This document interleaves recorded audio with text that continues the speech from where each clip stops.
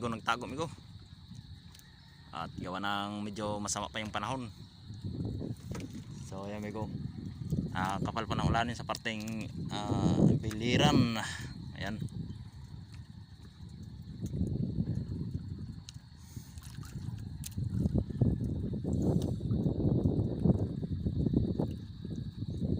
So yung barko na amigo, kahapon yan nagtago.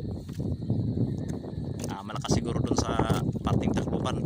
Kaya yun, sumiksik dito sa lugar namin at medyo kalmada naman dito. So amigo, dito lang tayo amigo sa may malapit amigo maglaot amigo. At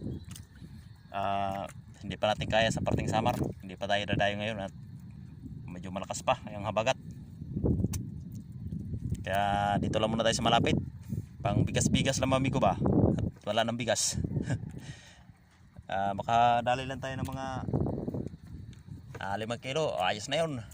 Makabili na tayo ng bigas nun. So yun mga, dito muna tayo amigo sa may malapit sa amin. Yan, doongan namin yan. Yan, lugar na yan. Laki ng hibas. Yan, nahirapan kami kanina. Low tide kasi ngayon.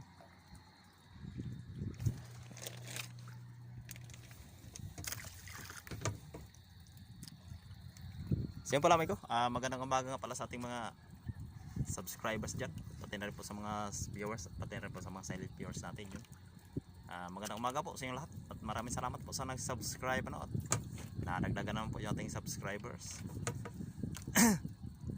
Yun, sana tuloy-tuloy lang po no? At yung iba dyan, sana mag-subscribe na po kayo para lagi po kayo update sa ating paghahanap buhay sa laot. So yun amigo, at arriba na tayo palaot. At sana makarami tayo at mabigyan tayo ni Lord ngayon ng blessing. Ang makabawi naman. Kahapon hindi tayo nakalaot kahapon at hindi pa talaga kaya. Ngayon medyo kalama na yung dagat. Kaya yun, balik hanap buhay na naman tayo. So sana pagpalarin tayo ngayong araw na to. So amigo, update na tayo mamaya amigo sa huli natin kung bigyan tayo ng blessing ni Lord ngayong araw na to.